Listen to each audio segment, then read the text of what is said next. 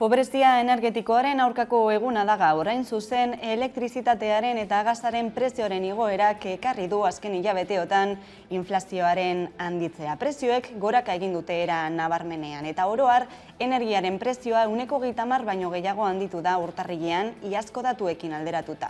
Erregaiak ere iaz baino 110 garestiago daude eta guzti honek elikagaiei ere eragin die. Iaz baino 105 garestiago ordaintzen ditugu orain. Kaixo guztioi, eguerdion eta ongi etorriak gurean gaur magazinera. Egunero legez Deustuko estudioetatik ari gara zuzenean eta hemendik eta ordu bitardiak bitartean Euskal Herrian zein munduan gertatutakoak azaltzen saiatuko gara, informazioa, analizia, iritzia eta entretenimenduaren bitartez. Otsaiak 17 ditu gaur, osteguna da eta ekonomia gaiekin hasi behar dugu gaurkoa, izan ere hainbat dira greban dauden edo grebak iragarri dituzten sektore eta enpresak. Horietako bat Osakidetza da. Atzokoan bertan elkarretaratzeak egin zituzten Osakidetzako zentroen atarietan eta hain zuzen hilaren 28rako iragarri duten grebaren atarikoa izango zena. Greba deialdiaren atarikoa esan bezala izan ere Osakidetzaren inmobilismoa salatzen du Euskal Gehiengo Sindikalak. Osakidetzak beti ez. Ahalegin handiena egiten du profesionalen ondoeza isilarazteko, fisikoki, psikologikoki eta emozionalki gaixotu diren langileez abusatzeko, eta herritarrei gure lehen mailako arretaren narriadura larria eskutatzeko. Profesionalak gara, herritarrei arreta emateaz gain urte asko daramatzagunak jende aurrean salatzen lehen mailako arretaren narriadura. Inbertsio gehiago eskatzen, borondate politiko gehiago sektore hau indartzeko, laguntza gehiago, pertsonalagoa, lan egonkortasun handiagoa, errespetu gehiago, aintzatespen gehiago, antolaketa hobea eta azken finean lan baldintza hobeak. Guk nahi duguna da Osakidetzak lehen mailako arretan adabakiak jartzeari uztea, eta gure osasuna eta arretaren kalitatea hondatzen duten lan eta antolaketa gabeziei konponbideak ematea. Lehen mailako arreta sendo baten aldeko apostua egiten dugu, beharrezkoak diren erreformak eginik. Bestalde, Espainiako Auzitegi Gorenaren ebazpenaren zain gelditu dira PCB-ITPko langileak. Izan ere atzokoan epaitu zuen Madrilgo Auzitegi Gorenak, aeronautika enpresa horrek egin nahi zuen enplegu erregulazioari zuzendaritzak jarritako helegitea. 93 langileren etorkizuna dago kolokan. Euskal Autonomia Erkidegoko Auzitegi Nagusien epaiak gogoratu baliogabetu zuela ertea eta Auzitegi Gorenak gauza bera ebastea espero dute langileek. Eta bestalde, Maxan enpresak Galdakaon duen plantako langile guztiek ekin diote greba mugagabeari. Lan ustea atzo hasi zen eta langile batzordearen arabera ekoizpen kateko operario guztiek egin zuten greba. Lehergai sektoreko multinazionaleko zuzendaritzak Maxan Outdoors zeiza materiala ekoizten duen enpresako arloa saldu du eta mugimendu horrek 77 kaleratze eragingo ditu Galdakaon. Langile batzordearen arabera lanpostu horiek mantendu daitezke eta kaleratzeak egitekotan modu ez traumatikoan bideratu daitezkela. Eta mobilizazioak egin dituzte baita ere garraiolariek Hego Euskal Herriko hiriburuetan, izan ere besteak beste 60 urterekin erretiroa hartzea da eskatzen dutena, ez Tilanao? Garraioko ordezkaritza duten sindikatuek, LAB, ELA3 eta Kurpil, mobilizazioak egin dituzte Donostian, Bilbon, Iruñan eta Gasteizen Espainiako gobernu ordezkaritzen aurrean. Sektoreko langileek 60 urterekin erretiro hartu ahal izatea eskatu dute. Gasteizen ere adierazpenak egin dituzte eta azpimarratu dute adin batetik aurrera gidatzea arriskutsua izan daitekela.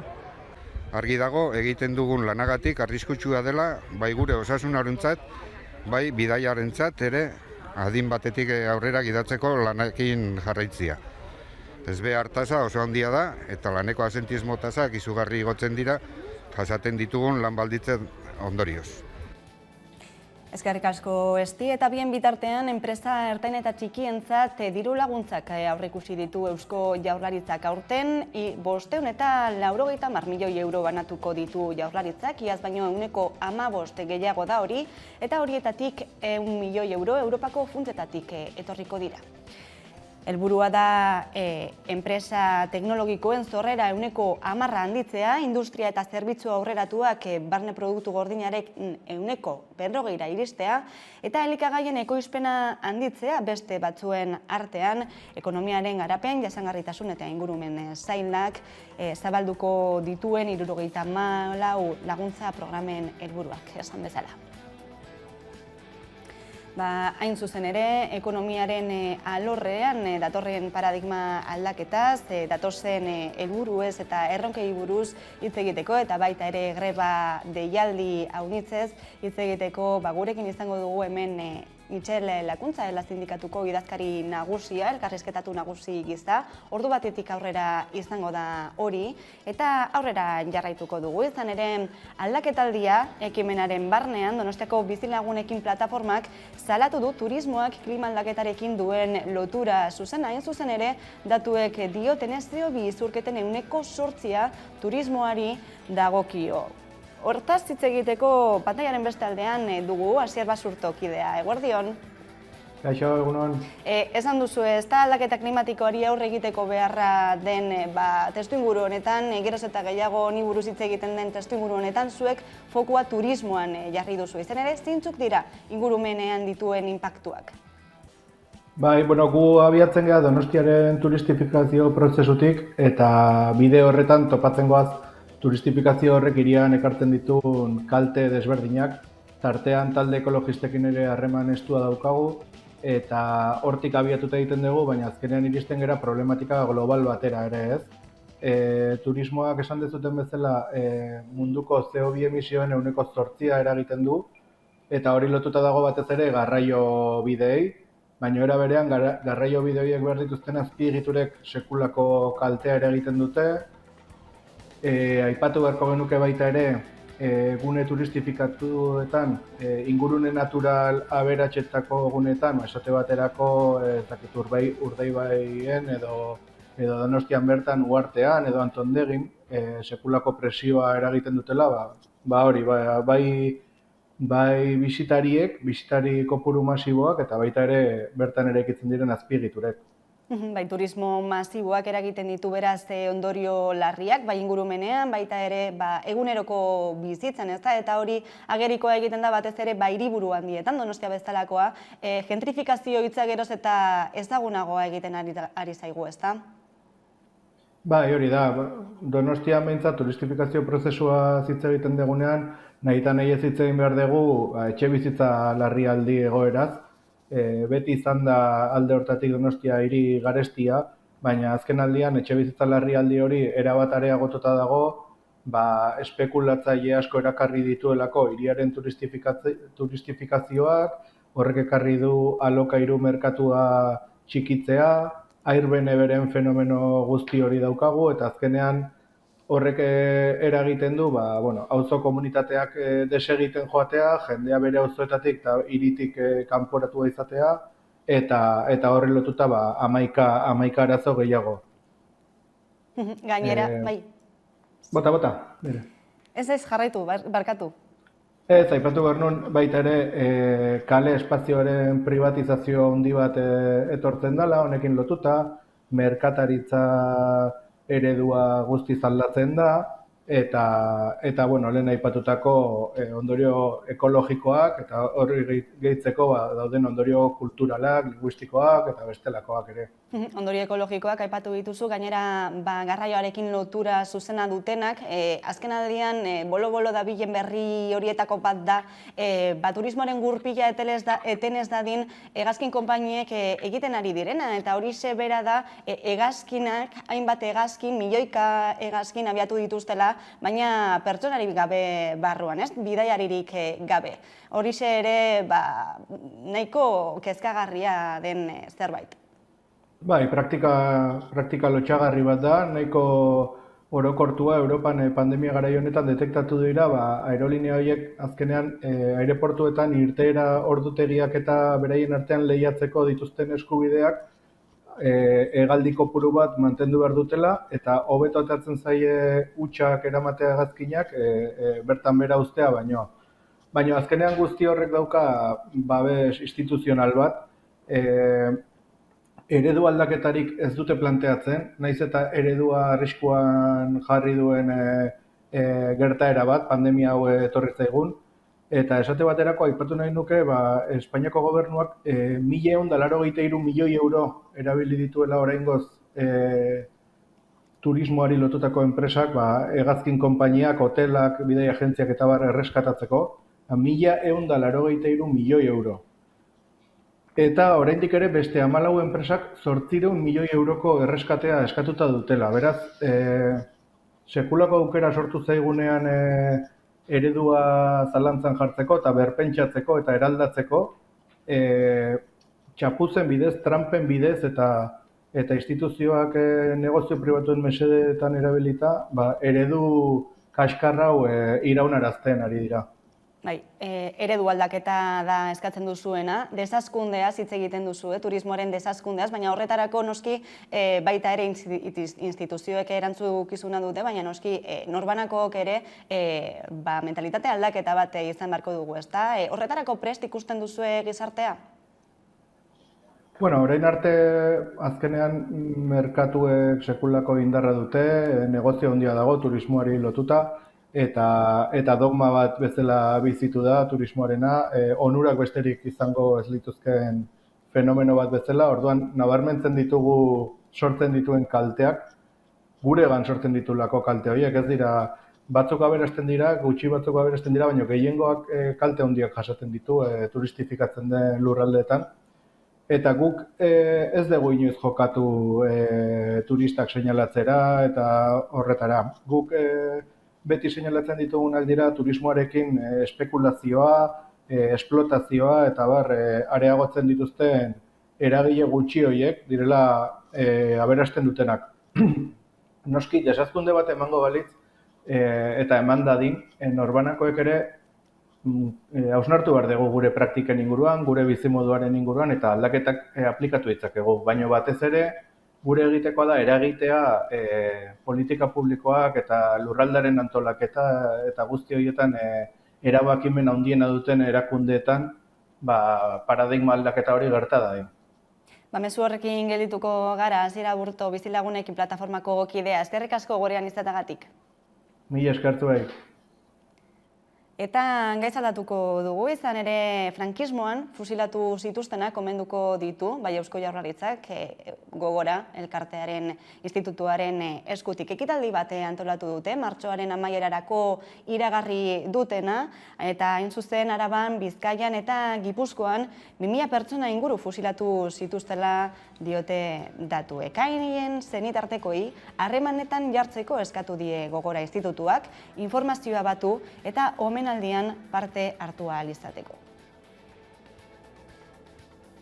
Eta bestalde politika alorrean gaur erabakiko dute zein epe jarri hezkuntza legerako ekarpenak egiteko. Gogoratu ostiral honetan amaitzen zela lehenbiziko epe hori, baina PSek eta Podemosek epe hori luzatzea eskatuta, azkenean luzatuko da, baina gaur esango dute noiz arte. Joan den astean aurkeztu zuen lehen dokumentuaren akordioa erdiesteko, Eusko Legebiltzarrean sortu den lantaldeko presidenteak, eta printzipioz ostilare arteko epea jarrita zegoen, baina luzatzearen aldeko ahotsak gero eta ozenago entzun diren honetan, erabaki dute lantaldea biltzea eta egutegia berriz ere zehaztea.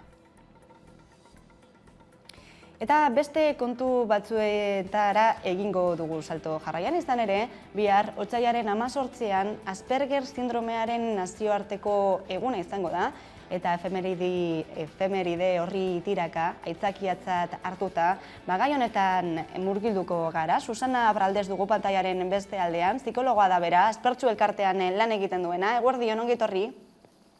Eguerdion. Azken urteetan, gai honekiko zerbait argi gelditu baldin bada da, zelako garrantzia duen ez da detekzio goiztiarra egiteak. Honetan aurrera pausoak antzeman dituzu? Noski baietz. Alde batetik, ikastoletatik aurrerapena egin dira. Haur hizkuntzatatik kontuan hartzen dira garapen arloak. Eta ikusten direnean anomaliak, normalki arreta goiztiarrara orientatzen zaie estimulazioa goiztiarra egiteko. Kasu hauetan, Aspergerren gaian edo buruz, normalki arlo sozialan eta emozionalan zailtasunak dituzte. Beste aldetik, osasun arretan, azken urtetan ere bai aurrera pasoak egin dira, noski baietz, baina oraindik askoz gehiago behar dira, naiz balorazioetan, naiz jarraipenetan. Eta gaur egunean ere bai gizartean ezagutza, onarpena gehiago ikusten da Aspergerri buruz. Eta psikologo gisa, zenolako zantzuak izaten ohi dira Asperger sindromea izan dezakeen haur batek agerian uzten dituen zantzu horiek, zeintzuk izan daitezke? Normalki txikitatik sintoma hauek ikusten dira, sintoma hauek eta gehiago. Normalki joko simbolikoa ez daukate, begirada mantentzea kostatzen zaie, normalki ez dute kasurik egiten deitzen zaienean, estimulazioa batzuetan adibidez soinuak, koloreak, zaratak, hipersensibilizazioa handia dituzte, klaseko besteekin harremanetan zailtasunak dituzte, edo bakarrik egotea gustatzen zaie patriotan, etxeetan, arreta mantetzea kostatzen zaie, hizkuntzaren erabilera literala daukate, normalki egin behar dira gauzak modu berdinean, eta kostatzen zaie ere bai aldaketa egitea. Normalean sintoma hauek agertzen dira txikietatik, baina batzuetan ez dago hain argirik eta gero agertu daitezke. Eta sindromeak dakartzan ondorio guzti hauek eguneroko bizitzan zailtasunak izatera eramaten ditu, hainbat pertsona. Esango zenuke gizartea pixkanaka aurrera egiten ari dela bazterketea alde batera usteko?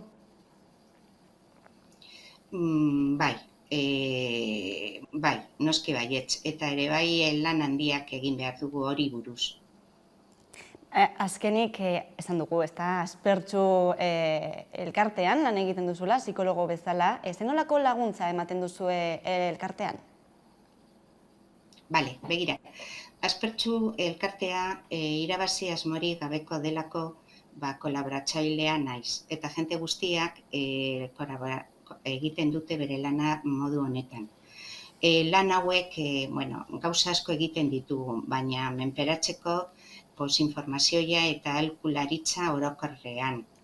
Prezio bereziak zentru batzuekin. Diagnostikoak nola egin edo pasuak egiteko. Importantena gurasoentzako tailerrak hilabetero haien artean zailtasunak, asmorik eta hitz egiteko momentuetan. Familien irtera antolatzeko, eguna pasatzeko eta ezagutzeko haien artean. Umentzako eta nerabentzako tailerrak desberdinak. Eta, azkena egin duguna da helduentzako laneratzeko programa. Gauza asko egiten dugu eta gure zerbitzu guztiak webgunean daude. www.aspertxu.com. Lanaldia beraz eta biharkoan Asperger sindromearen nazioarteko eguna izanik, Susana Adralbes, eskerrik asko gako guzti hauek gurera ekartzeagatik. Mila esker. Agur. Horren arte, bai. Eta atzokoan, gurean Hamaika Telebistan eman zioten hasiera kolpez-kolpe saioan emakumea ardatz elkarrizketa sortari atzokoan hasi ziren, esan bezala, eta Izortza Zantin, zientzialaria izan zen lehen elkarrizketatua pandemiaren kudeaketaz, emakumeak zientzian duten tokiaz, eta askoz gehiagori buruz aritu zen. Aurrerapen batekin utziko zaituztegu, baina jakin ezazue, elkarrizketa osorik ikusi dezakezuela, hamaika.eus atarian, kolpez-kolpe atalean.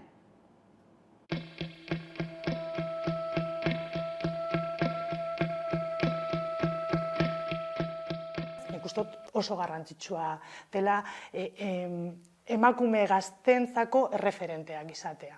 Erreferenteak historian zehar, baina baita ere gaur egun erreferenteak izatea emakume ikertzaileak eta etorkizuneko erreferenteak sortzen joatea poliki-poliki, ez?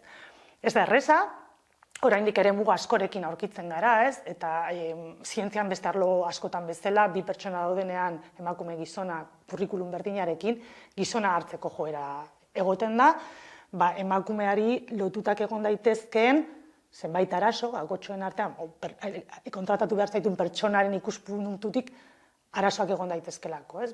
Emakumeak azkenean, umeak uki ditzazkegulako, eta abar, ez? Eta hori errealidade bada, eta ni neuk bizi izan du ditut horrelako egoerak, ez? Beneran nahi badugu gazteenengan zientziarako grina hori piztu, askoz informazio gehiago helarazi behar diegu. Karrera horien edo ibilbide horien konplexotasuna azalduz, baina baita ere esan ez zenolako onurak ekartzen dituen mota honetako karrera bat egitea, ez? Azken finean, mota ezberdinetako lanak egiten dituzulako, eta zuk egiten duzuneko lana gero jendartearen onura erakarri dezakeelako, ez? Orduan, nik uste hobetu dugula, baina oraindik ere lan asko dagoela egiteko alde horretan. Baina emakume zientzialariak Euskal Herrian daude asko, eta ona gainera. Eta arlo guztietan esaten duan bezala, nik ezagutzen ditut, igual biomedikuntzarekin erlazionatua daudena batez ere, ez? Baina gizarte ikerketetan ere oso ikertzaile onak ditugu emakumeak direnak, ingenieritzan ere adituak ditugun emakume osonak ditugu, orduan hor potentziala egon badago. Ez ditut esenak esan bezala gero batzuk astuko ditudalako, baina nik uste dut gainera gero eta ikusgarriak egiten ari garela. Pandemia honek hain zuzen ere mandigulako aukera hori, zerbait ona eduki behar zuen, emakume zientzialariak lehenengo lerrora pasatzeko, eta baita ere pandemia honetan zehar gertatu dena komentatu ahal izateko, eta nik uste dut hori oso positiboki baloratu egin behar dela.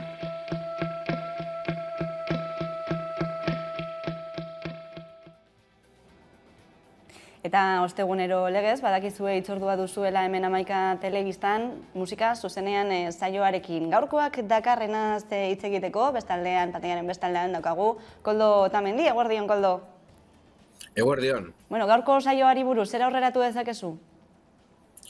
Gaurko saioan Aretxabaletako Bootstrains talde izango dugu, boskote bezala aritzen den musika talde bat da, eta musikalki esango nuke nahiko zaila definitzen nondik nora doazen. Zaila definitzen, baina saiatu zaitez pizkatxo bat, nondik nora doaz, zein musika mota jorratzen dute baldin eta norbaitek entzunez baditu, non kokatu gutxi gora bera? Gauni aipatuko dut zer dagoen bere musika kokteleran, eta alde batetik dago roka, hoi argi dago. Punk jarrera ere badute kantuek eta hainbat kantak ere badute melodiak badituzte. Gitarra akustikoak erabiltzen dituzte eta zentzu horretan akustiko doinuak ere nabari dira kantu batzuetan eta country giroak ere aipatu daitezke beraien kantuetan eta era berean kantuek batzutan eztanda egiten dute eta post-rockera edo post-hardcorera inkluso joan daitezke beraien kantuetan. Beraz, koktelera oso erakargarria, musikalki talde bitxia, baina nik uste oso interesgarria. Originaltasuna nagusi beraz, talde honetan, eta gainera aipatu beharrekoa baita ere, musikalki ere badutela beste berezitasun bat, txeloa ere badagoelako, gitarra, basua eta bateriaren artean.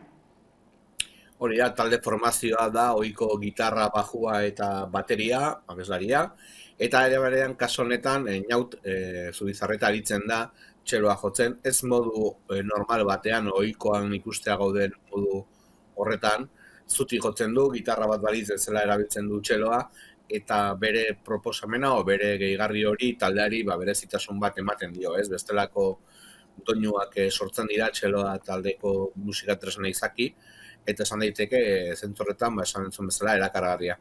Bootstrains taldea, ingelesezko izen horrekin, baina euskaraz ere badituzte abestiak, izan ere baita ere duela gutxi kaleratu dute 3. diska, Isladak izenekoa, zer dakar diska berri honek? Hori da, nagusiki euskaraz kantatzen duen taldea da Bootstrains, 11 kantuz osaturiko Isladak diska honetan esaterako 2 dira inglesez, beste 9 euskaraz sortuak eta idatziak izan dira, eta esan dezakegu, diseinu ederrean bildutako diska bat dela, ez? 3 disko kaleratu dituzte eta disko bakoitzean pauso bat aurrera eman dute. Zentzu horretan musikalki mantendu dira hasierako linia horretan, baina disko bakoitzean gehigarriak sartzen joan dira, bere musika bidea bilatzen eta zentzu horretan esan daiteke, ikusten dut 3. disko honetan ikusten dela ja benetako Bootstrainen arima, ez? Eta noski, beste hainbat talde bezala, zuzenekoak egiteko irrikitan. Bai, halaxe da. Elkarrizketan aipatzen du abeslariak 2 urte damazkitela horren txeu lokalean sartuta apenas kontzerturik eskaini gabe, duela gutxi Elorriko gaztetxean aritu ziren zuzenean, eta esaten du, sensazio horiek berreskuratzeko gogoz daudela. Ez hori bakarrik, aipatzen du ez beraien taldea bakarrik jotzeko gogoa dukatela, baizik eta maiteko luketela musika eszenan mugitzea, eta horrekin batera kontzertua areagotzea eta kultura aurrera egitea. Ziur baietz, dagoeneko neurri murriztaile gehienak bertan bera direla, aro berri bat zabalduko dela musikan ere. Esan bezala, Good Strings taldea gaurko protagonistak musika zuzenean zaioan, beti bezala, ostegunero, 8:04 eta baita ere gaueko 10:00 Hamaika telebistan zuzenean, eta baita ere hamaika.eusen. Koldo Otamendi, eskerrik asko gurean izateagatik. Eskerrik asko zuei. Hain zuzen, taldearen Segi marrasten bideokliparekin utziko zaituztegu eta segituan itzuliko gara eguneko elkarrizketa nagusiarekin. Gaurkoan gurekin izango dugu Mitxel Lakuntza Alabe sindikatuko idazkari nagusia, orain arte.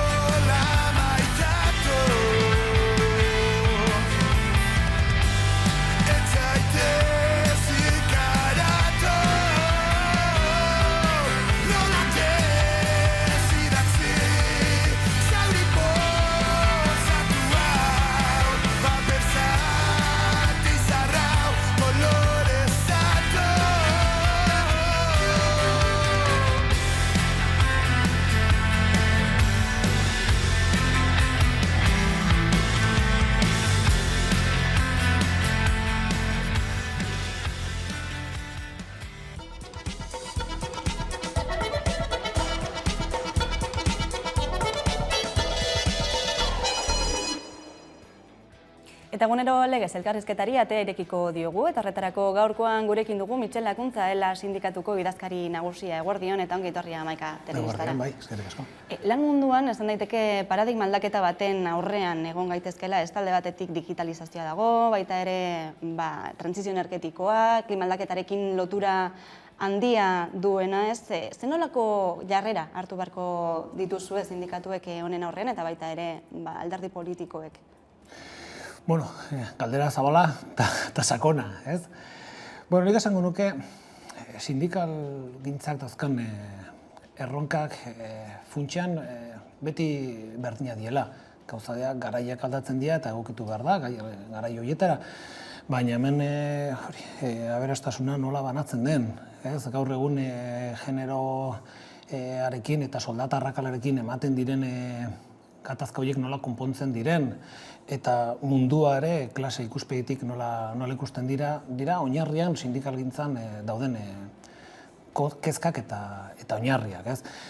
Eta egia da, irekitzen ari direla eztabaida berriak, besteak beste digitalizazioarekin, eta besteak beste ere egin beharreko transizio gure ustez ekologiko eta sozialarekin, ez?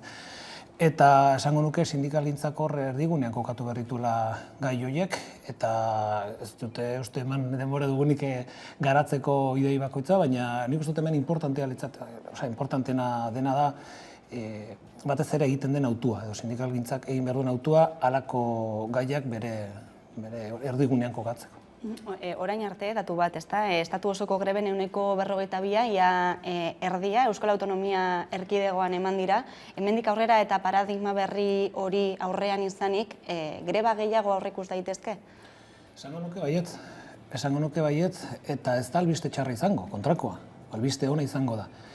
Eta zuk eman duzu datua, datu horiek dira Euskal Autonomia Erkidegoko grebak hartuta, gehituko bagenio Nafarroko datuak estadistika eta argiagoa da, ez? Eta horrez esan nahi du, herri honetan, Euskal Herrian, grebetaz ari garenean, dinamika bat dagoela. Eta dinamika horri esker, beste tokitan lortzen ez diren gauza batzuk lortzen direla. Eta konparatzen baldin badia, hemen dauden lan baldintzak eta soldatak estatuko beste erkidegoekin, hor dago azalpena. Azalpena ez da, hemengo patronala beste tokitan baino eskuzabalagoa denez. Nik uste dute dela, argi eta garbi lotuta dago sindikatuok herri honetan egiten dugun lan batekin, eta gure ustez eta konfrontazioari buruz hitz egiten dugunan guk hitz egiten dugu konplejo hori gabe. Diot gauzak dauden bezala eta jakindare zen olako errastasuna dazkaten gaur egungo potere ekonomikoek, banketxeek eta alakoek, borroka sindikal hori areagotzea besterik ez zaigu geratzen, estrategi bezala gure lorpenak hortikan etortzen dielako. Eta grebak gauza asko ematen dizkigu. Besteak beste, grebaren bitartez lortzen dugu beste modu batean ezin ditugun lortu gauza batzuk, ez? Besteak beste soldata arrakalean hitz egiten dugunean gaur egun hainbat lantokitan lortu ditugun hori, lorpenak grebari esker dira, ez? Besteak beste gizartean ere idei bat kokatzen du, ez? Borrokaren bitartez lorpenak posiblea direla, ez? Hori da ere grebaren ekarpen bat, ez? Eta esango nuke ere bai, grebak ere erdigunean jartzen duela langile klasearen pertenentzia hori, ez? Berez, aurre ikusi berdea greba gehiago eta ez da albiste txarra izango. Hain zuzen azken asteotan eta hurrengo astetarako ere ez dira gutxi, iragarri dituzten greba deialdiak eta mobilizazioak ere, horietako bat Osakidetzan. Zenbateraino kezkatzen zaitu Osakidetzaren egoerak?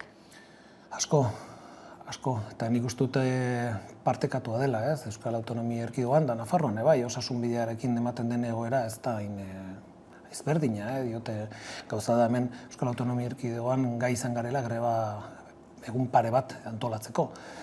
Baina oso begibistakoa da hemen gertatzen ari dena, ez? Nik uste dut hemen alderdi batek eta gobernu batek bai denboran zehar nolabait ere zabaldu dute idei bat, ez? Nolabait ere gauza batzuk sistema publikoen inguruan ongi kudeatzen zirela herri honetan, hori ez da egia.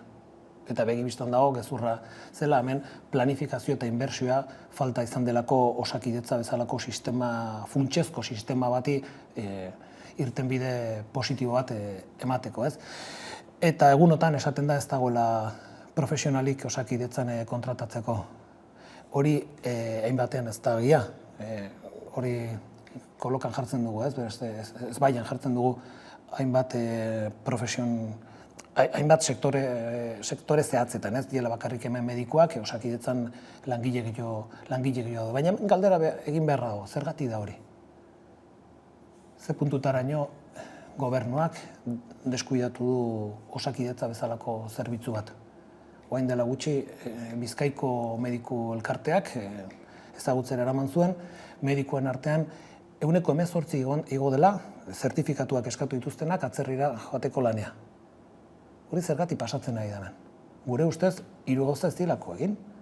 Hau, Osakidetzaren plantilla ez da handitu behar bezala.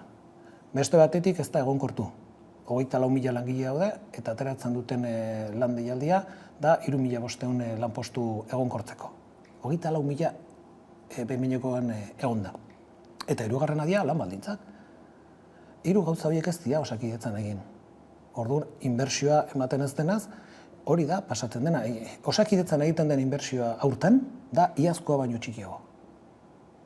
Pandemia baten oainikan gaudela ez garela atera, ez? Eta orain dela 10 urte baino barne produktu gordinarekiko egiten den inbertsioa ere txikitu egin da. Berez, argi dago hemen pasa dena. Hemen lehentasunak non egon dira, esate baterako abiadora handiko trenean.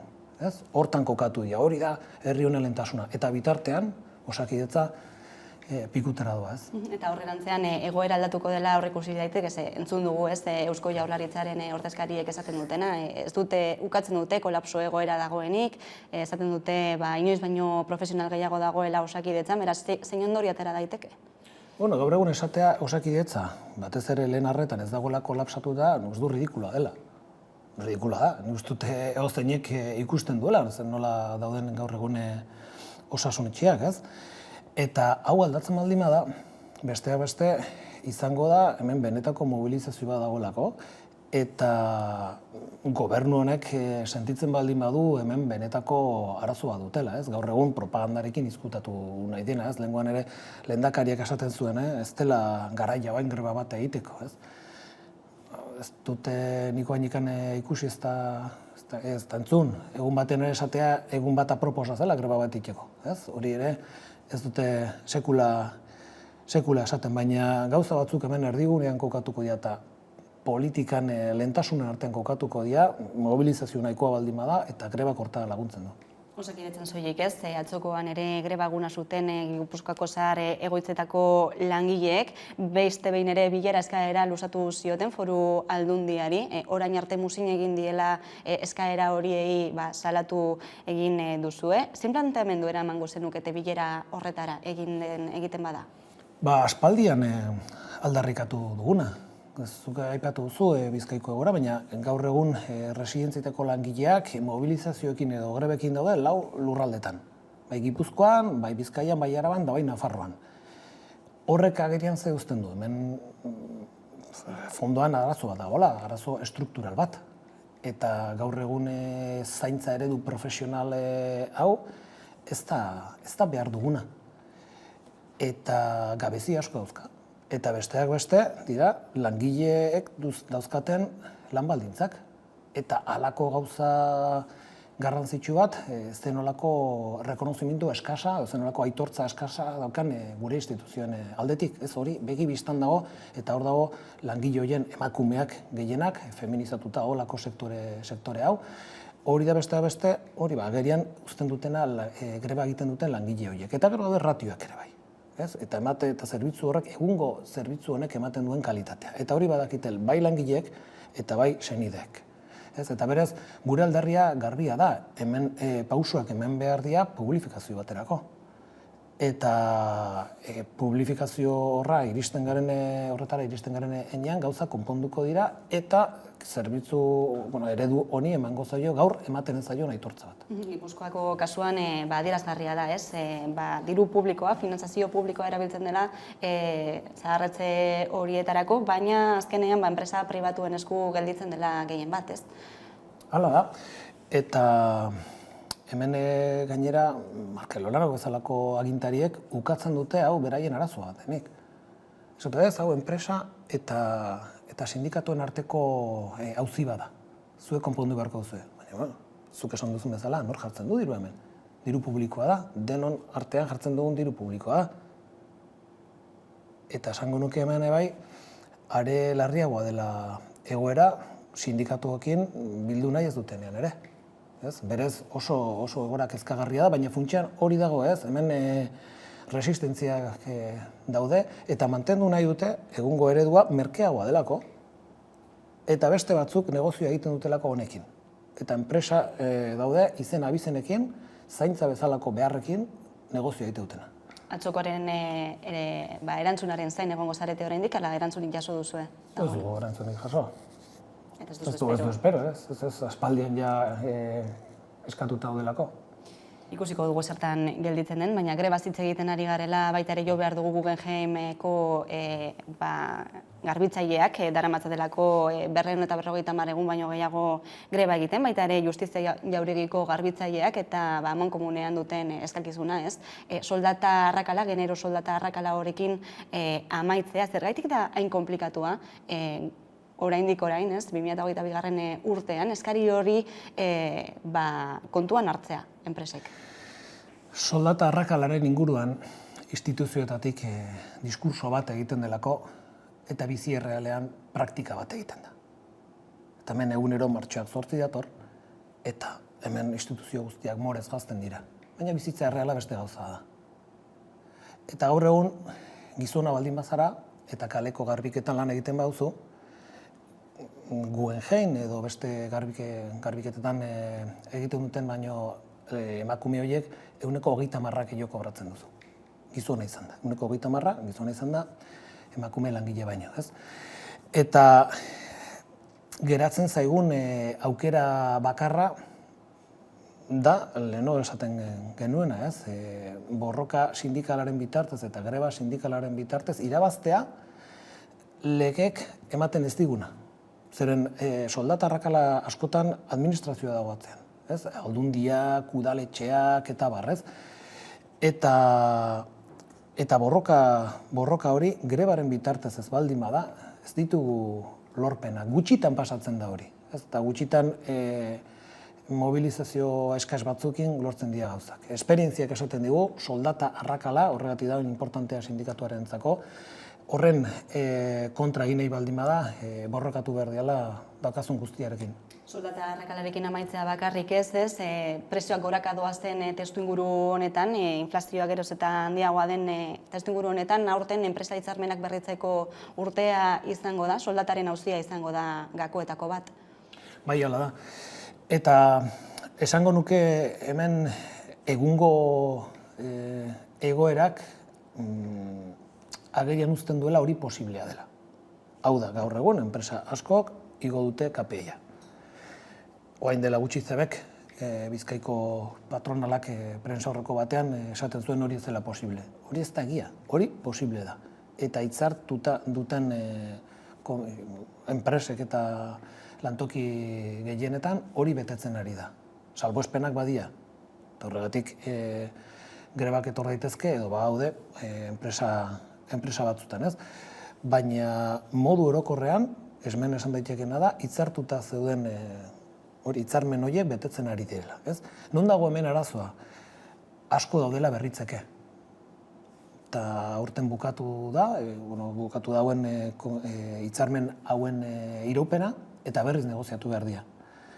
Eta porzentai handi bada eta borroka horremango da. Horremango da, ez dugulako ikusten inongo posizio erraxik patronalean, eta ez dutelako gurekin hein handi baten ere hontaz hitz egin nahi. Orduan KPIren borroka zentrala izango da urten.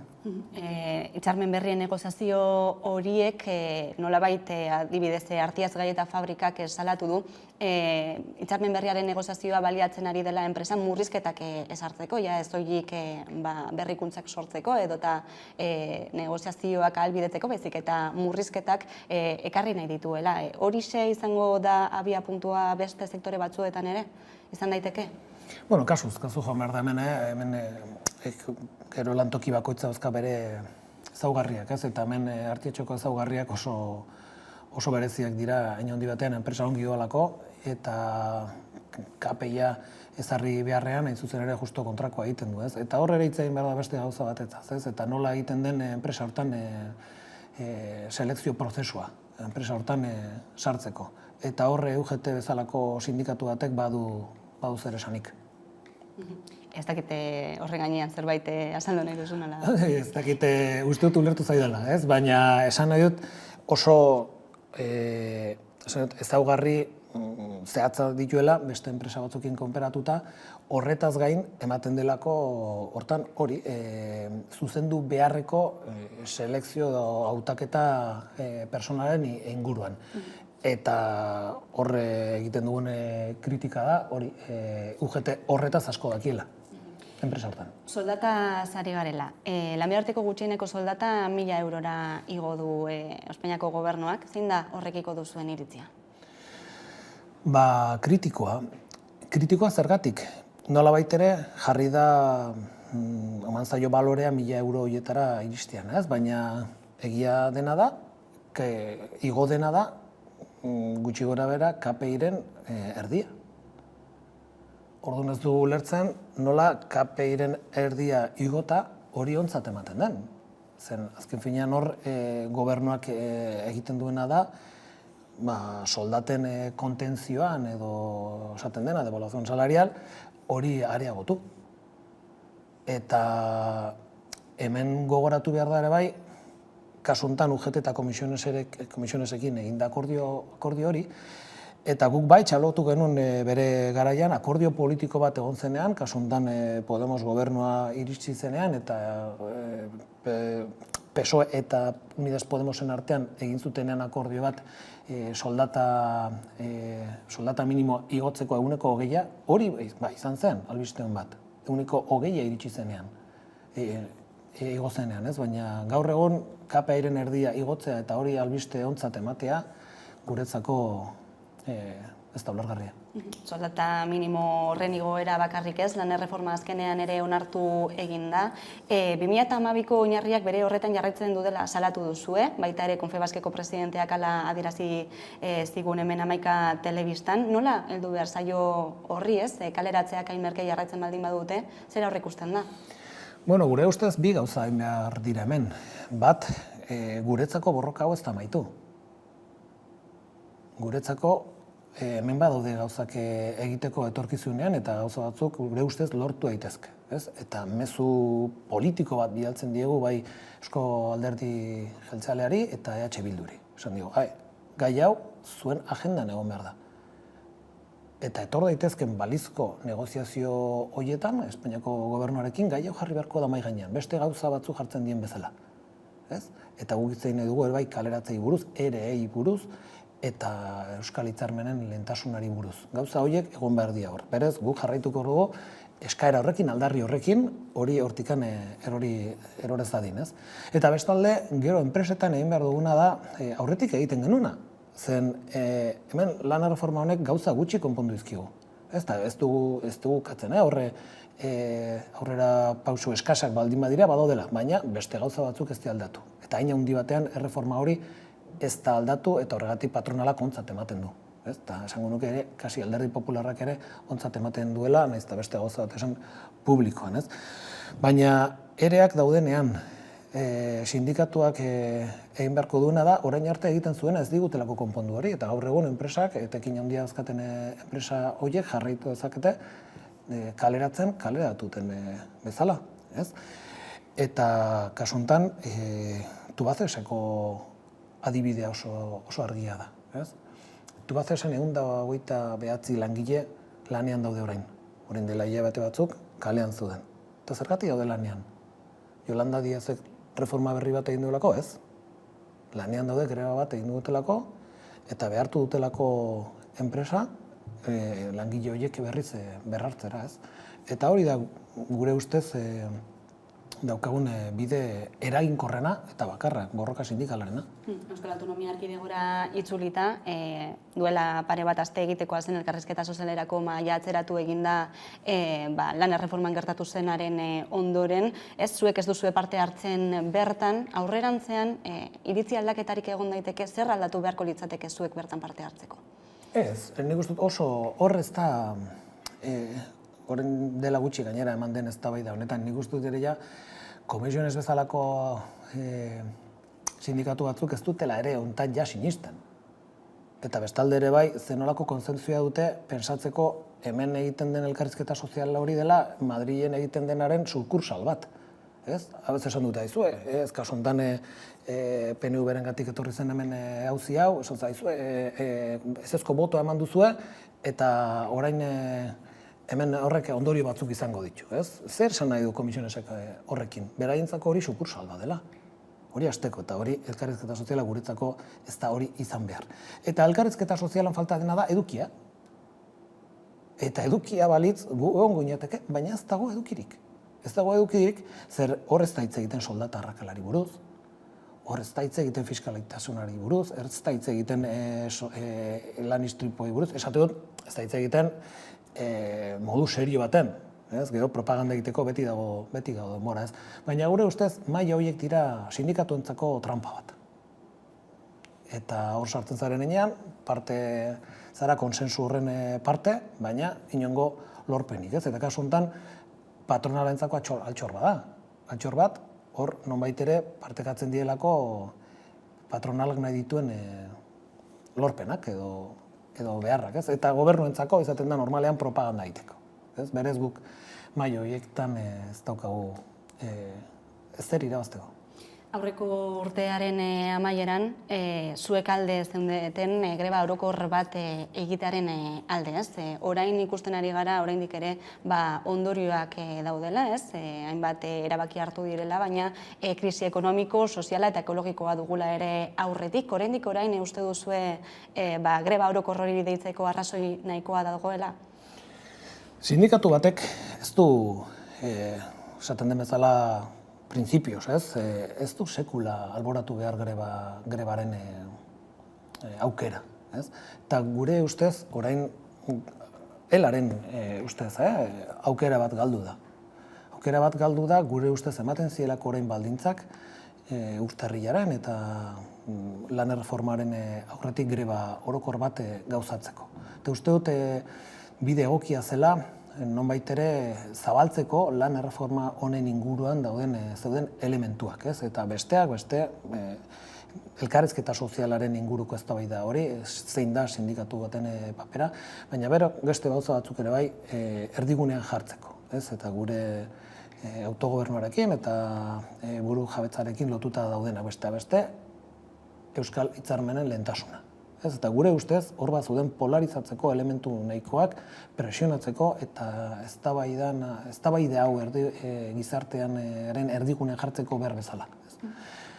Eta alde horretatik ez dakit etorkizuna ze gertatuko den, baina esatizu, nik uste dute ela sindikatu bezala ere oso lotuta dago grebarekin. Desadostasunak izan ziren, ez? Ela eta laben artean greba orokorren horren arira, nola daude harremanak orain? Bueno, esango nuke ikuspuntu ezberdinak izan ditugula, eta labek abenduaren hasieran bukatutzat eman zuen fase bat, eta guk ez genuen ulertu, jakinda ere lan erreforma hortikan aste batzutara etorriko zitzaigula, ez? Eta ikuspuntu ezberdinak izan ditugu, eta gure ustez hemen oso importantea zen ere edukia eta momentua. Eta hortik aparte, egia da, harreman horiek ez daudela, gustatuko litzaiguken puntuan, eta batzutan behar bada, gauza batzuk, igual, edo eztabaide batzuk, edo iragarpen batzuk komunikaden bitartez egin beharrean, tokatzen dena da alde bietako lana areagotzea. Mitzen Lakuntza dela sindikatuko idazkari nagusia, eskerrik asko Hamaika Telebistara gerturatzeagatik. Zuei, beti bezala eskerrik asko. Eta tarte bat eta jarraian itzuliko gara solasaldiarekin, gaurkoan izango ditugu Begoña Arrasti eta Mikel Alvarez. Orain arte.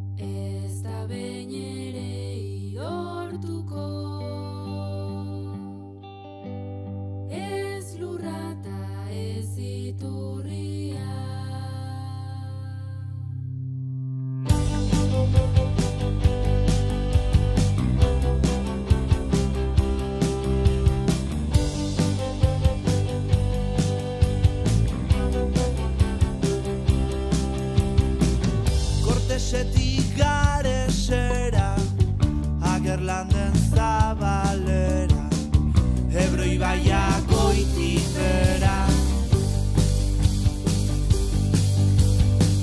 Pianatik zango zaraino, Kodesetik leirera, Ederragorik hau baino.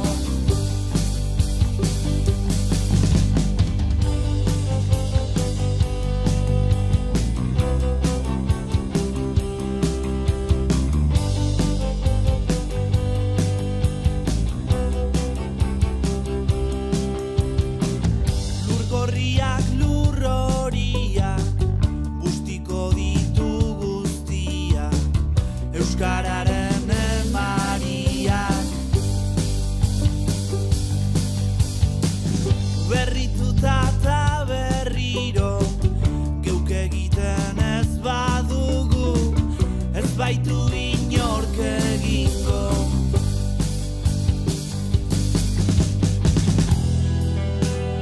Momentua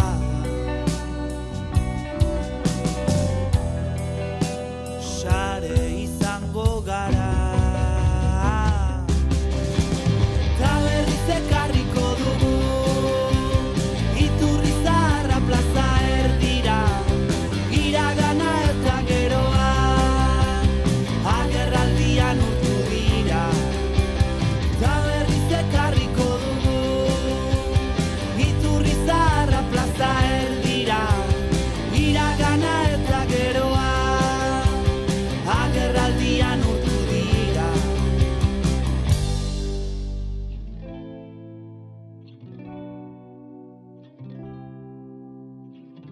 Belarritik bihotzera bide laburra da, Jolas parketik tabernara, udaletxetik fabrikara, bazterrak erdia bagara, jalgi ezagun behingoz euskara. Ta berriz ekarriko dugu Iturrizarra plaza erdira iragana eta geroa agerraldian urtu dira. Ta berriz ekarriko dugu Iturrizarra plaza erdira iragana eta geroa agerraldian urtu dira. Agerraldian urtu dira.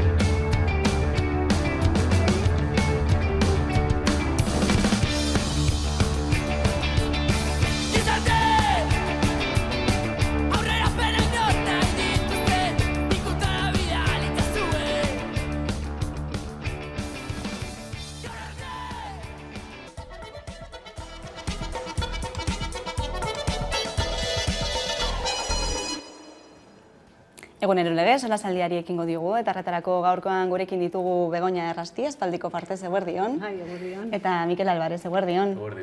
Gaurkoan, pobrezia energetikoaren aurkako eguna den honetan gogora ekarri behar da, zen nolako inflazioa dugun, nola egin duten gora prezioek hain zuzen ere energiaren prezioaren gorakada horren ondorioz, eta guzti honek lan munduan ere eragina izango du, noski, hitzarmenak berritzeko urtea izango da besteak beste, eta soldataren igoera hori izango da gakoetako bate. Nola ikusten duzu gaia? Ez dirudi erreza izango denik hori lortzea, ezta? Ez. Zenbat urte dagoz, ez?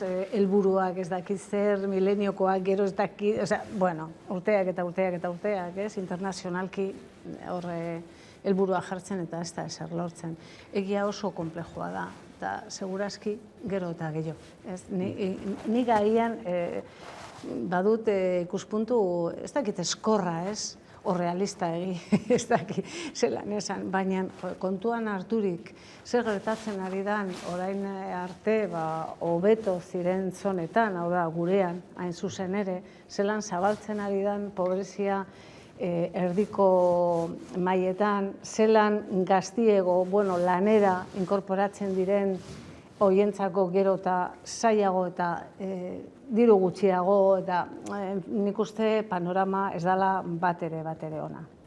Egia da horren arte, inflazioa aurreko 2 urtetan zeroren parekoa zela, inkluso negatiboa izan dugula momentu batzuetan ere, eta horrek bermatu ditula nolabaiteko bestelako politiko batzuk, kreditua nahiko erraz emanda batez ere estatuei, ez hainbeste partikularrei, eta hor ikusi dugu Next Generation bezalako planak eta bestelako apur bat ekonomia planak, baina hori estenatokia guztiz aldatu da, 6ko inflazioa daukagu momentu honetan, eta lan-hitzarmenak berritze horretan nik uste dut gatazkak areagotuko direla, ez badira soldatak kapeiaren adina igotzen, langileek eroste ahalmena galduko dute. Eta uste dut gaudela nolabaiteko Moncloko itunen, apur bat estenatoki berdinean. Ze alde batetik, Moncloko itunak sinatu zirenean inflazio 30%an zegoen, ez da parekagarria, 6an gaude, baina asko inflazio asko handitu da.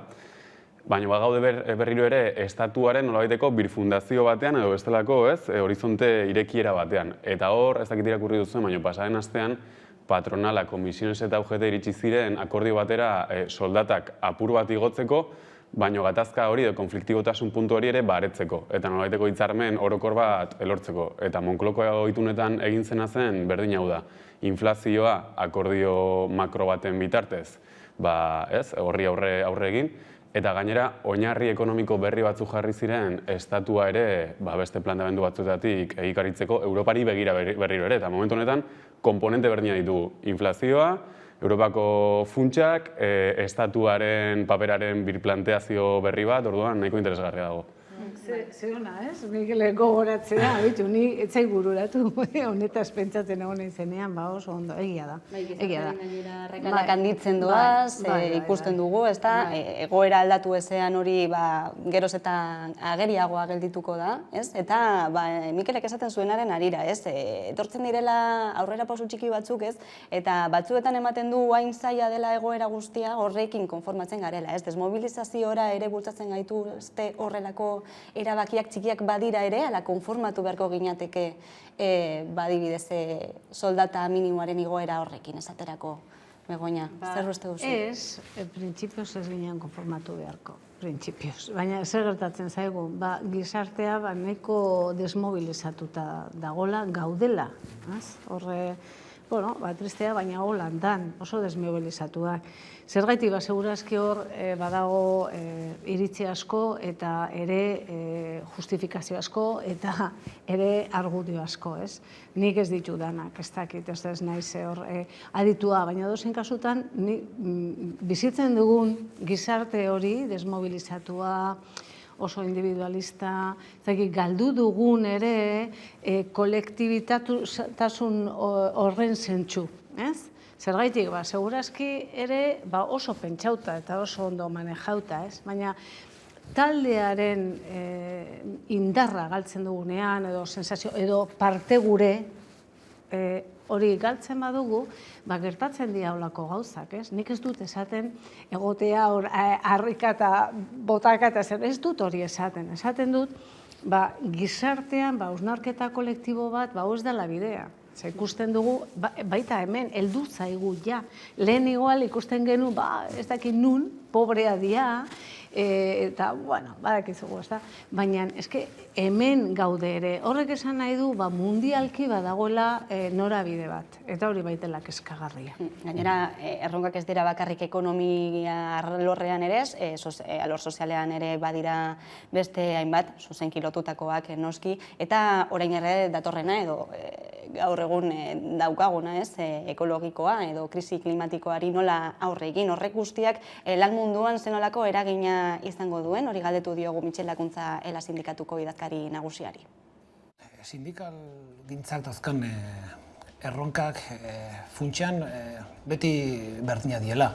Gauzadeak garaiak aldatzen dira eta egokitu behar da, garai horietara. Baina hemen aberastasuna nola banatzen den. Gaur egun generoarekin eta soldata arrakalarekin ematen diren gatazka horiek nola konpontzen diren. Eta mundua ere klase ikuspegitik nola ikusten dira oinarrian sindikalgintzan dauden kezkak eta oinarriak. Eta egia da, irekitzen ari direla eztabaida berriak, besteak beste digitalizazioarekin, eta besteak beste ere egin beharreko transizio gure ustez ekologiko eta sozialarekin. Eta esango nuke sindikalgintzak hor erdigunean kokatu berritula gai horiek. Hortxe Mitxel Lakuntzaren hitzak, esan bezala aro berri bat daukagu aurrean, ezta? Lan munduari noski eragingo diona, hortxe digitalizazioa, zer gertatuko da, hainbat eta hainbat lanpostuekin nola banatu, ez lana, baita ere soldata arrakalari nola irauli, oraindik ere 2022. Urtean hain agerikoa dena, ez dakit nola ikusten duzuen gaia, izan ere, bai, Mikel? Bai, ikuspegi historiko batetik berriro ere atzera jotzen, desindustrializazioaren garaiaren antzekotasun handiak nabaritzen ditut. Hor, Begoñak esaten zuenaren arira, demokraziaren oinarria nik uste dut gatazka dela. Eta ez gatazka bortitza, baizik eta gatazka delako interesen, kontrajartkortasun bat, baina bukaeran ere bada adostasun bat edo negoziaketarako irekiera bat. Orduan, Mitxelek esan duen bezala eta bestelako gatazketan, mobilizazioetan ikusten den bezala, nik uste dut gatazka positibizatu behar dugula, hain zuzen ere gatazkaren bitartez, jendartaren zati handiak politizatzen direlako eta implikatzen direlako ekintza kolektiboan eta demokraziaren sakontze batean. Eta agia da lan munduan erronka berriak daudela, orain arte aurre ikusi ez direnak eta orain arte tratatu ez direnak, eta horien artean nik batez ere teknologiaren apustua jarriko nuke. Ze hor, dagoeneko ez da bakarrik soldata gutxia edo gehiago irabaztearen afera, baizik eta bestelako elementu batzuk sartzen dira mahai gainean, eta da genero arrakalaren ikuspegiarekin zer egiten dugun, lanaldiarekin orduekin zer egiten dugun, ipar ego harreman kolonial horiekin zer egiten dugun, ze teknologiaren edo bilakaera teknologikoaren oinarri materiala Txinan edo Afrikako materialetan eta mineraletan daukagu. Orduan, horrek irekitzen dira eztabaida batzuk eta melo batzuk, orain arte agian desitxuratuta egon daitezkenak edo egon direnak, eta edo ematen diegu erantzun positibo bat, erantzun aurreakoi bat, edo erantzuna atzerakoia izango da, eta hain zuzen ere desberdintasunak sakontzean izango da erantzunen horren parte. Nolako prozesu batean gaude, atzerantz goazela ematen du, baina aurrera goaz. Azken baten nik uste dut ondo planifikatu da eta arrakastatxu dagoela hau benetan kapitalismoaren txako, hain zuzen, eta holan esango dut, modu oso generala definitzeko, baina horretan gaude. Da, asuntua da zelan irten. Nola, nundik, ezer egiten dugun horretan, ematen du atzeraz goazela, zu plantea duzu modun, ikuspuntu industrializazioa intxinekoa, ez da, lehenengo mendearen, 20. mendearen hasirakoa, hau da, neko kapitalismo feroz olako batean, baina aldiz badira beste beharrak, eta badira beste, saltzeko ezberdina dira, produzioak, birziklaian langileenak, nik uste dut hor badaula erronka batzuk, eta gainea, lehen kontuan hartzen ez genitun zenbait herrialdeetan espabilatu dira, zu. Eta proeia, etxai ekonomikoa bihurtu dira. Orduan oso konplexoa, nik ikusten dut oso indartsu dabilela horre sistema ekonomiko hori, eta zentsu horretan konplejo iruditzen zait alkartasun hori lortzea. Ze lortu da ere individualismo horretan, danok gauden horretan erortzea eta holan bizitzea. Eta, klaro, zelan buelta ematen diogun hori gertatzen zaigu ere gure herrian.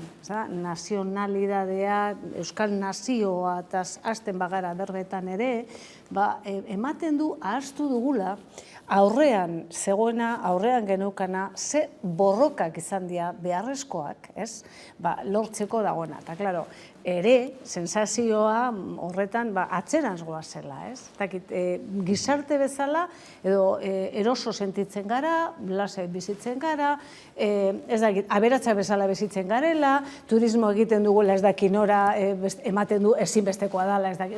Nik uste dut, konfundiu dugula, edo konfundiu gaituzte, zein dan benetan bizitza oso bat, ez dakizelan, esan. Gero bakoitza definitzen du birea, ez? Berea, ni nahi inor bestena definitzeko. Horretik ditugun erronka guzti hauei aurre egiteko, esan duzu, ez? Kolokan jartzen ari direla, nolabait orain arte indarrean egon diren zutabe horietako bat aipatu duzuzuk, Begoña, besteak beste, turismoa ere, ez? Bertan dago, turismoarekin ez ere egin, nola egin, birpentsatze hori ahalbidetzea, ez? Bizilagunekin plataformarekin izan gara gaurkoan, goizean zehar, eta Asier Basurto honela azaldu du egoera. Turismoak esan dezuten bezala munduko CO2 emisioen 8% eragiten du, eta hori lotuta dago batez ere garraio bideei, baina era berean garraio bideoiek behar dituzten azpiegiturek sekulako kaltea eragiten dute.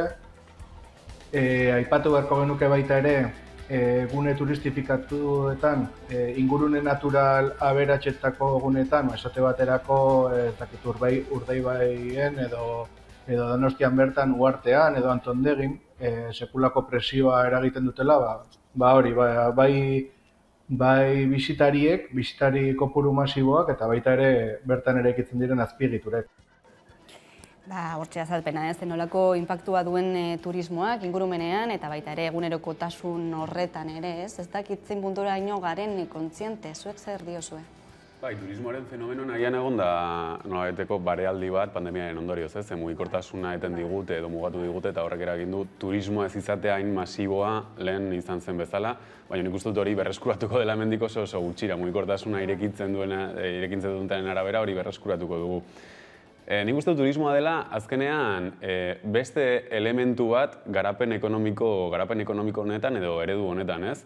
Azkenean, kapitalak edo diruak behar du erreproduzitzea, eta erreproduzitze hori ematen da lurraldearen baitan, hau da, turismoa egonkortzen da lurralde batzuetan, eta behar du gainera masa zabalak dirua gastatzeko, eta momentu honetan gaude, bideoan aipatu duen bezala, lurraldearen depredazio batean eta gainera masa fenomeno baten aurrean. Eta Bilbon adibidez oso argi ikusi da, Bilboko udalaren obsesioa urte bi hauetan izan da makrojaialdiak berreskuratzea, makroebento horiek berreskuratzea eta berriro Bilbo jartzea zirkuitu horren lehenengo mailan. Eta hor ikusten da, galdera inkonplejuentzako erantzun oso sinpleak bilatzen dira, eta erantzun sinple horiek dira orain arteko ereduan sakontzea eta horrelako eredua birproduzitzea eta esan duan bezala. Inpas batean gaude, baina hori berreskuratuko da mugikortasuna irekitzen denean berriro.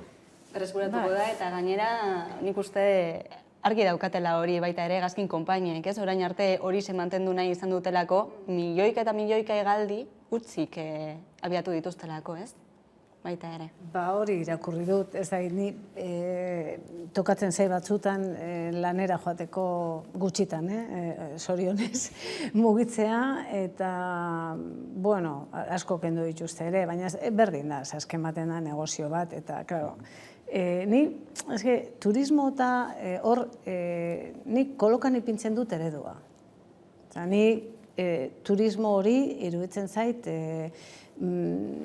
interesgarria ez dan aktibidade bat. Ze diferentia da, ez, bidaiatu eta turismo hori, ez, turismo masibo hori, da gaina ulertzen ez duena, bardin dio, ipindi dizkiote taberna bat pintxo ziztirin batzukaz eta ematen du hori dala gure herria, gero hori ere, gure herriaren imagina zein dan, ematen du hemen dano garela sukaldarik, dano garela pintxo gile, pintxo jale ere, eta orduan, benetan eredu hori nahi dugu, ez dakit, kontzertu masibo, segurazki interesantia dira batzu, nik ez dut kuestionatuko, baina sistematikoki, hori da, munduari ze imagen emon nahi dugu, da, agien ez dago beste biderik, ni ez naiz gai, bapatean esateko bitu, hori da bidea, ez, beraz, epintze du mai gainean errespetuarekin, baina eredu hori benetan,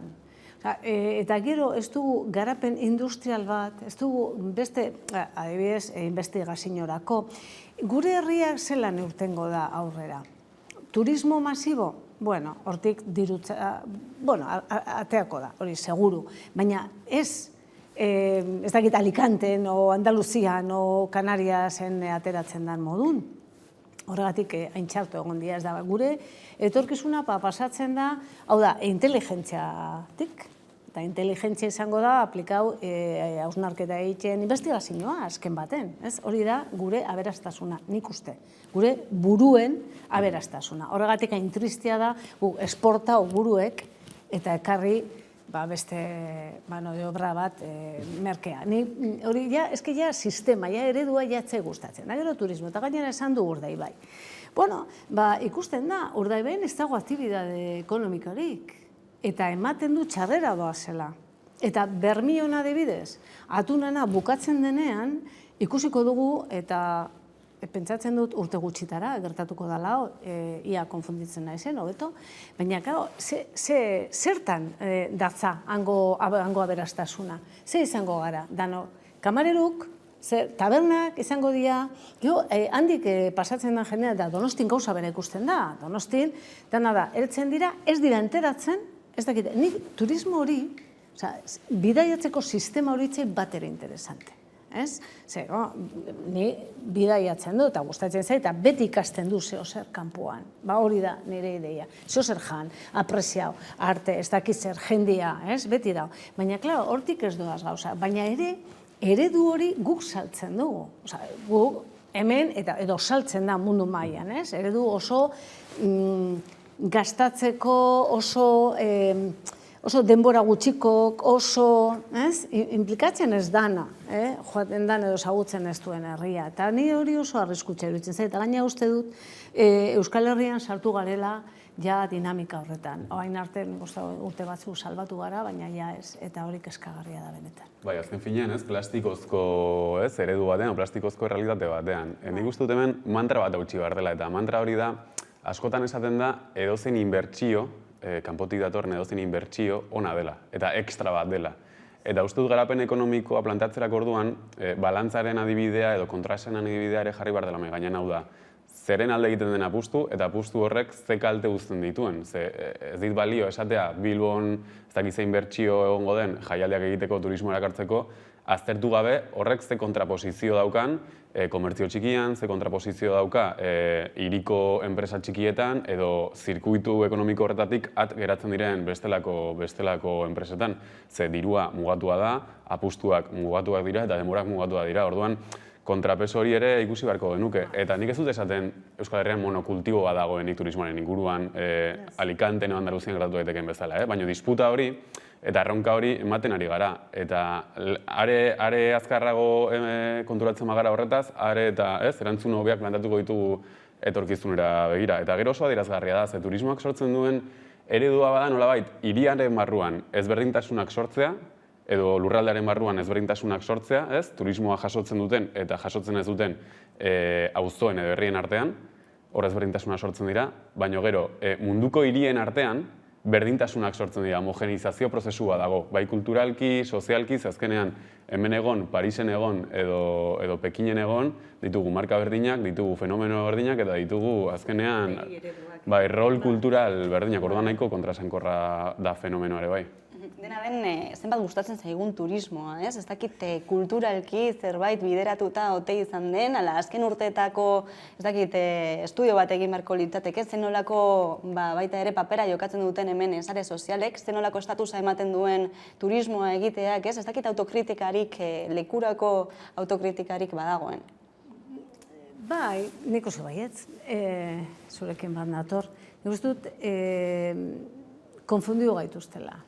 Hau da, irten behar zara, abioi bat hartu, Tailandiara joan, bestela esara ezer. Ez dakit ni ez du behar Tailandiara joaten, ez du behar. Baina ematen duela, nik uste du pasagarela oso gizarte normala, hau da, esfuerzokin egiten zana, aurrezten zan, seme-alabak ikasi, pisua erosi, eta, noizbenka herrira o kanpora, ez da? Baina bapatean esan ziguten aberatza ginela, edo sinestu dugu aberatza garela, eta ez gara, eta gero eta pobreago gara orokorrean, Orduan ematen du, hori, estatus dala hori, eta gero, igual jende horrek bakarrik ikusi du, eta Dubaira joan dira adibidez, ez da, Dubai, hau da, reala, Nik galdetu dio jendea, Dubaira joan zara, eta Dubai zer? Eta basamortua zer, o animaliekin, o zelan bizitia, hango... Eta komentarioa zen, ez que egonaz hotel batean bizitan, ez bizitzen, hotel batean nun grifok eta urrezkoa zien. Bueno. Osea, Dubaira joatea, ez jende asko da bilolan, ez du barra egiten duzu, Mikel, baina benetan gastu hori implikatzen duenarekin, baina, epine dut adibide reala, baina olakoak asko daoz. O Tailandiara, o ez dakinora, o Amerika, barde, nik ez du kritikatzen jendea bideratzen, baina, esan du, zu bideratzen baduzu, mesedez enteratu, ez? Nik, eske, galdera plantatu duzunean gogoratu nahiz, gogoratzen zarete aurreko krisi ekonomikoan, kredituen inguruan zegoen eztabaiaz, ez? Errua zein, zer da, bankuena edo jendearen kredituak eskatu dituela, ez, atzean dirurik izan gabe.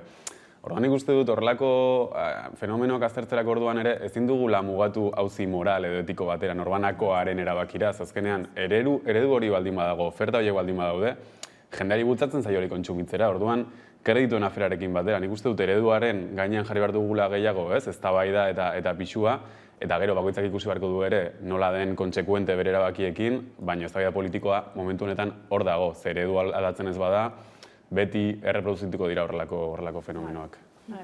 Ez dakit, 2 minututxo gelditzen zaigu, solasaldia amaitzeko. Aipatuko dugu harin batean, bihar izango dela Asperger sindromearen nazioarteko eguna. Gurekin izan dugu gaurkoan Susana Abraldez, Aspertxuko elkartekoa, eta hause izan digu. Alde batetik, ikastoletatik aurrerapena egin dira.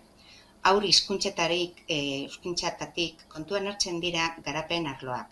Eta ikusten direnean anomaliak, normalki arreta goztietara orientatzen zaie estimulazioa goztiarra egiteko.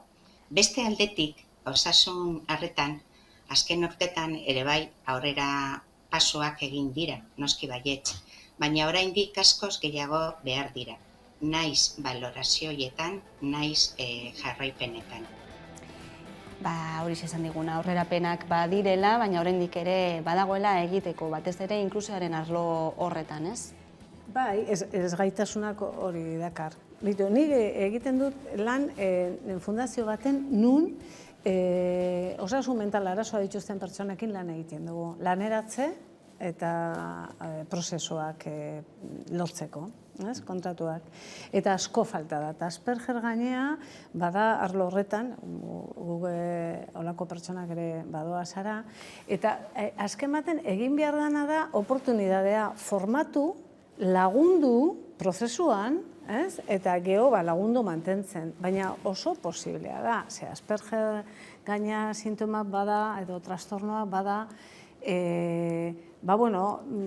gauza batzuk kostatzen zaiela, baina beste batzuk ez. Beraz, kapazitate munduan oso diferentea gara gu hiruok munduan ere, ez da? Ni eragintza fundazioan dudan esperientziatik begiratuta, eta ikusita ze nolako kontratazioak eta lortzen diren, ikusten dut, estigma handia dugula, olako osasun mental arloan Asperger bezala, gizarte bezala baitugula erronka handiak, baina posiblea dela. Ze azken baten, soziedade baten denetariko egon behar da. Gure kapazitateak hain ezberdinak izanik danak aprobetxagarria dira. Agian hau esateak utopiko ematen du, baina aurreratu dugu. Adibidez, sindrome Down edo lakoekin asko aurreratu dugu. Asko falta da ere, ez da? Baina, bueno, zergaitik ez? Estigma horiek, eta hori, Asperger ikusi dudanean, osasun mentalan arloan, mugitzen gara, da zentxo horretan, nire esperientziatik, eta hor bai hitz egin dezake dela,